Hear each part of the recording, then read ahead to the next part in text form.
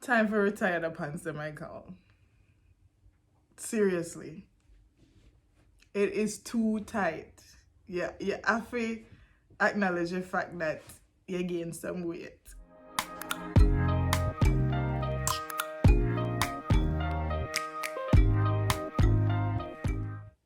Hi guys, welcome back to my channel. My name is Simone. Thank you so much for stopping by. Thank you for joining me. If you are new here, please take a moment to subscribe to my channel. I would greatly appreciate it. Open up, you open up, bitch, you won't baby. In today's video, I'm gonna be talking about the time I moved to another country for love. Basically, I got married when I was 24 years old. I traveled to Jamaica and I met my husband, and he was living in Jamaica at that time. 6 months after meeting him, he and his family moved to Canada. So we were pretty much dating. We had a commuter relationship or a long distance relationship. And I would travel to Canada once, sometimes twice per month. When we decided to get married, we weren't 100% sure about where we wanted to live, but I really loved Canada. I really warmed up to the idea of living in Canada. It's a different pace from New York. The quality of living was really high. We decided to sponsor each other, and whoever received their sponsorship first would move, right? So in order to give myself an edge, I submitted my sponsorship for him via a lawyer first, thinking that using a lawyer would actually speed up the process. And then together we completed the application for him sponsoring me, and we submitted that to Canadian Immigration. So lo and behold, even though the Canadian sponsorship application was submitted second, it was approved first. So here I am preparing to land in Canada. And my mom was devastated. She did not want me to move. She told me this was going to be a huge mistake. But again, I was in love. I was a brand new newlywed. I just wanted to be with my husband because at this point we were, we had a long distance relationship for going on 3-4 years. So I just wanted to be with him wherever that may be. So I decided to move to Canada. Prior to going to Canada, we purchased a condo. We purchased a condo in Mississauga. It was a beautiful condo on the 21st floor overlooking Square One, which is a big shopping center in Mississauga. It was so beautiful, especially at night. We could literally see the CN Tower, which is in Toronto, from our condo because we were so high up. I moved to Canada in September 2010 because we got married in 2009, right? And in September 2010, I decided to leave my job, move to Canada. When I got to Canada, I want to say the job market for me, like my experience, it was difficult. It was super, super difficult. I went to Canada bright-eyed, bushy-tailed. The job market was really tough for me. I signed up with staffing agencies. I submitted applications to companies directly, and nothing was panning out. The only thing that was panning out were jobs at factories. And guys, I did jobs that I didn't even know existed, right? So the thing about working with the staffing agency is that they'll literally call you the morning of to send you on a job, and you have no idea what the job is about or, where it is. So for example, I went to this job and not knowing exactly what it was. I went to the job, and basically my duty was to insert a loose leaf in books. I don't know if they printed the book and some information was missing, but we were all on like an assembly line inserting loose leaf in a book. Mind blowing. Another part of that job was to assort, like, I don't know the name of it, but we have like little Keurigs or coffee machines here, and I guess they wanted them to be assorted. So you would open the pack, and you would open several packs, and mix them all together and then reassemble them to make sure that it was assorted and not just one flavor was included. So yeah, that was another one of my jobs. Another day I went on a job assigned by the staffing agency, and it was for a company. Basically, they bought toys from big box retail stores, right? So, like, all I can think of is Toys R Us, even though Toys R Us is now closed. Picture Toys R Us having this inventory that they want to offload, right? So they offload their inventory that they're no longer selling or no longer want to sell to smaller companies. So my job was to use a hot gun to warm up the sticker, peel off the sticker, and to put on a new price. Guys, I've picked off enough stickers for a million lifetimes.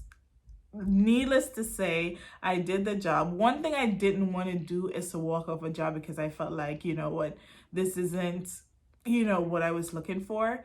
But I did go, I did complete the day, and I did not go back. I eventually came upon two half decent jobs. It was a reputable company, but basically they were in charge of printing bills, like your mortgage statements, your car payment statements.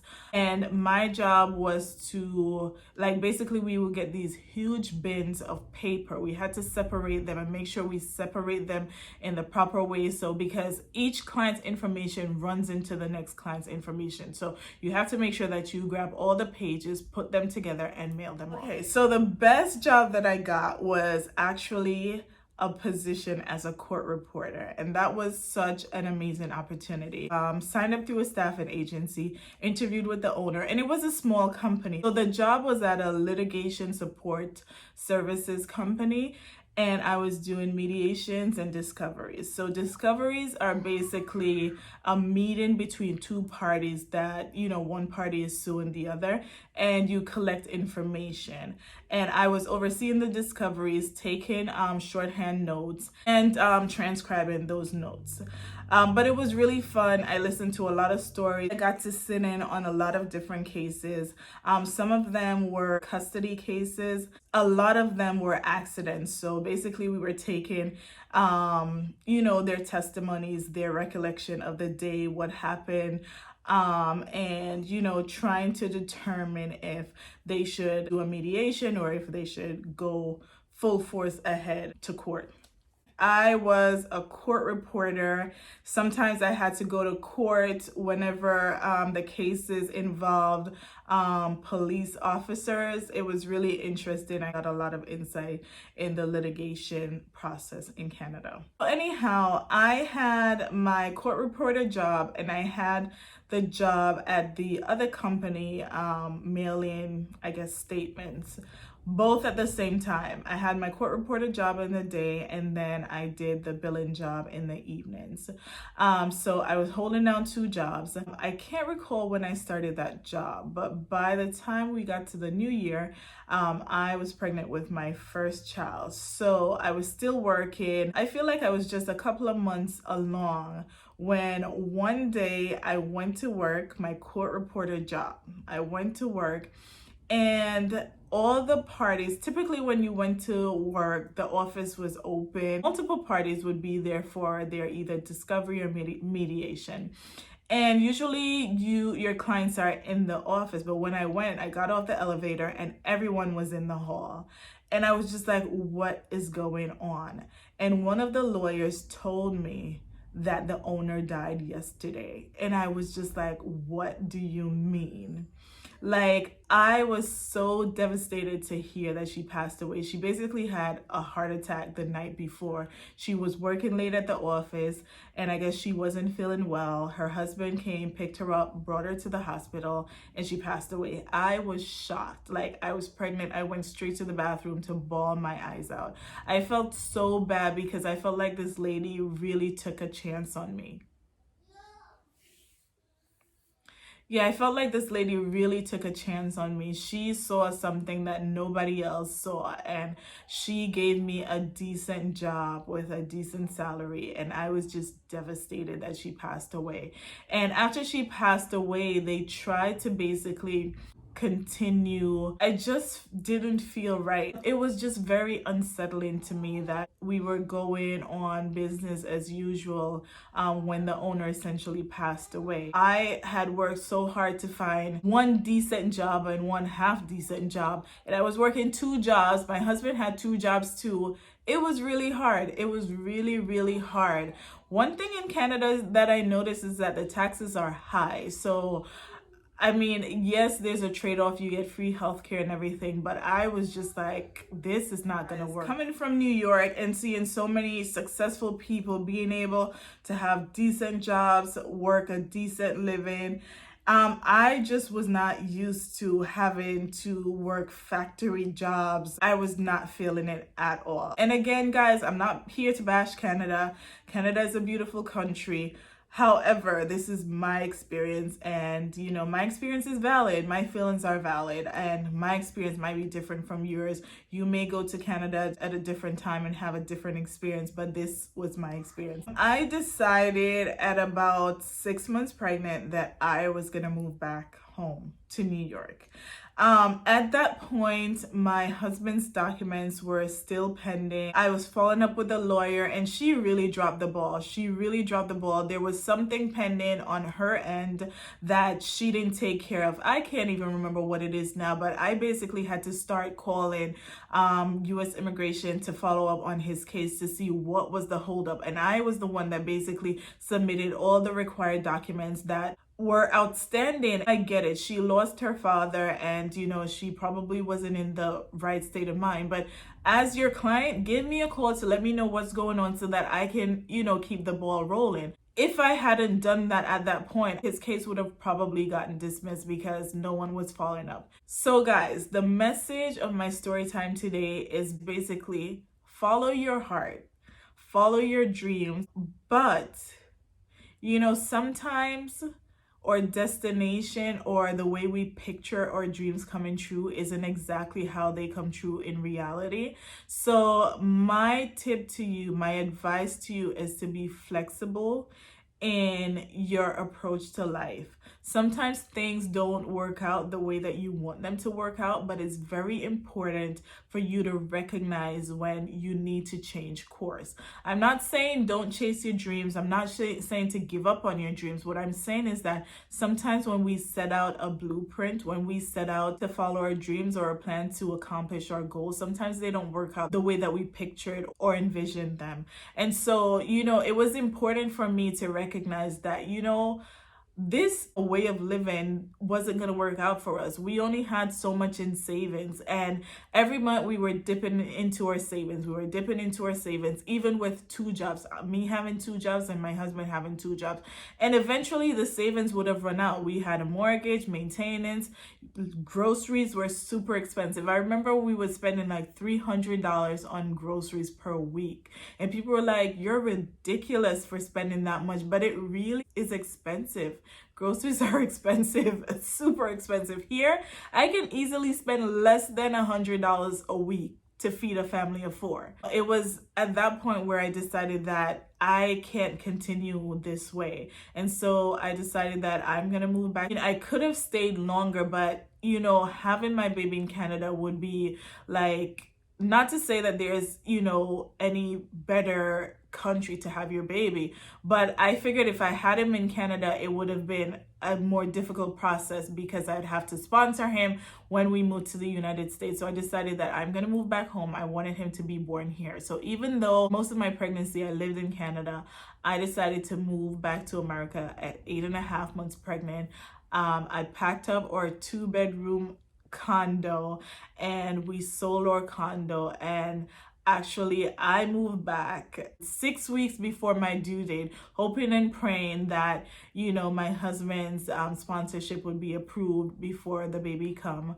But I just had to move because it was just getting so close. It's the best decision I made. I know people may think that I didn't go to Canada with the intention to stay long term, but I really did. I really went thinking that things are gonna work out. I'm gonna get a great job, we're gonna be able to make a decent living. But it didn't work out that way for me. You may have a different experience, but for me, it didn't work out that way. So yeah, I packed up my bags. I packed up our apartment. We sold our apartment, and we moved back, and eventually my husband joined me in New York. So guys, once again, I tell you these stories. I give you these story times because, I feel like there are lessons to learn. There are advice to be taken. It's up to you how you receive this information. But again, I want to encourage you to follow your dreams. I want to encourage you to accomplish your goals. But I also want to encourage you to recognize when a change is needed. Recognize when things aren't going well. You may put all your effort into a situation and things still don't pan out the way you want them to.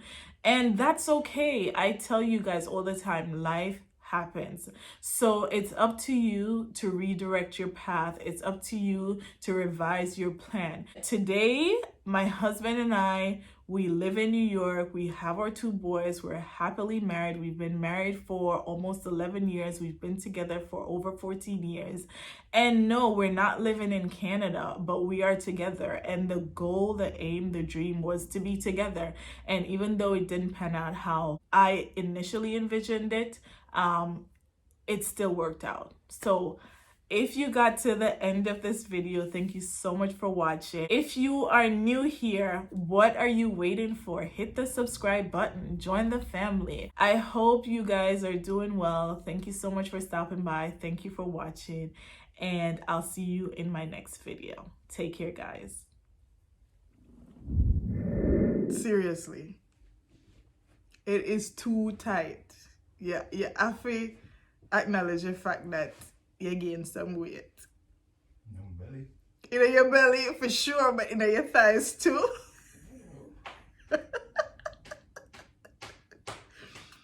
Michael, don't wear the pants there again. Seriously. It's too tight, babe. It's too tight. Seriously, no, it's so tight that it's short.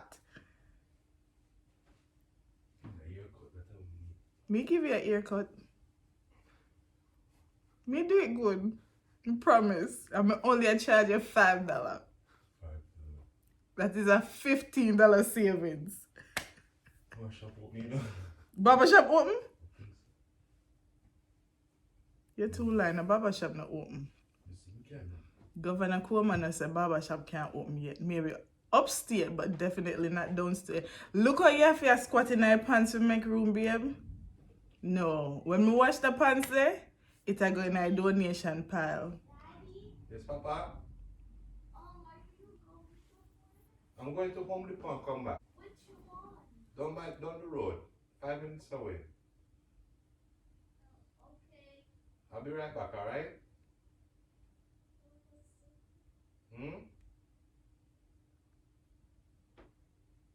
I have to film. Oh dear. The boy is summoning his dad. So now I gotta wait. Because I need quiet.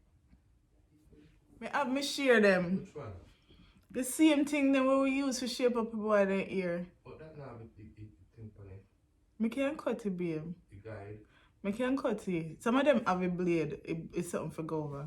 Let me cut it now. Give me a chance. You know, say 2 weeks from now we grow back if we mess up.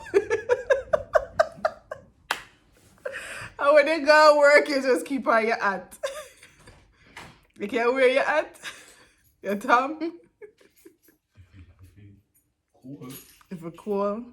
Babe, you know, if it just give me a chance, me cut it good. Me only a charge of $5. BRB. Alright. Bye.